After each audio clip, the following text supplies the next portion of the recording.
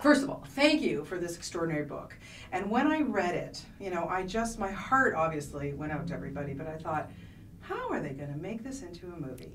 And then they make this extraordinary film, like by far the best I've seen in the film festival. Thank you. How amazing has it been for you to see these characters come to life?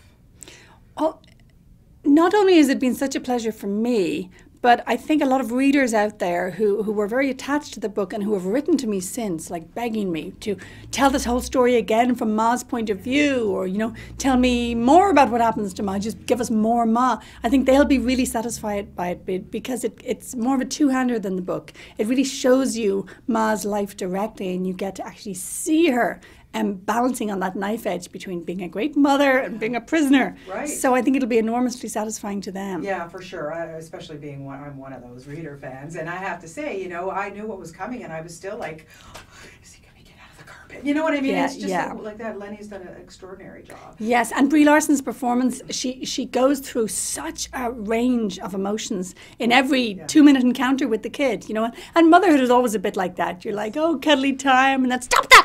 It's you know? real life. Yeah. So I think Brie really captures the universal nature of the situation that Ma is in. It's a weird situation, but it's just an extreme version of the pleasures and pains of parenthood anyway. Yes, and then you write this from this little 5-year-old boy's point of view, and I'm sure Lenny's thinking, oh my God. No, Lenny was not scared by any of it. He didn't see it as a problem that we spent half a movie in a room. Right. No, he had work cut out for him.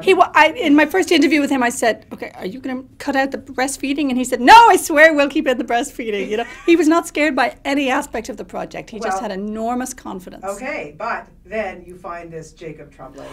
And everything Canadian, of course, but everything depended on finding him. And yet we couldn't cast him too early because then he'd start getting his big teeth. We were afraid of the big teeth. We had this running joke about if any big teeth come in, we're going to have them whipped out, you know. He's beyond extraordinary, this Isn't kid. he? He's like I say, if he does not win a Best Supporting Oscar, look, I'm done with my career. And he was really acting. That's the thing. He wasn't just being his natural kid self. He was deliberately playing younger and playing a wide-eyed child who'd never experienced much of the world at all. Like, how does a kid do that? Like, I don't understand. Okay, one thing that really helped was that we filmed it more or less in sequence, which is really unusual for a movie. And so at every point, Jake knew what Jack in the story was going through and exactly what Jack had experienced. So he knew, how shy his movements would be, how he'd be different in room and out of room. He knew roughly what was going on. I mean, not the details of the story, they didn't matter, but the kind of the logical sequence of what Jack was feeling. Yeah. And that, in a way, helped all the actors as well. I mean, the adult actors loved that too because they knew where they were in the journey of it. So it was filmed under ideal circumstances and relatively slowly as well because we couldn't work a child for too many hours. For sure. So everybody preferred that, Yeah. So it made it a really satisfying acting experience for all the adults as well. Where do your ideas come from? You're such a fantastic writer.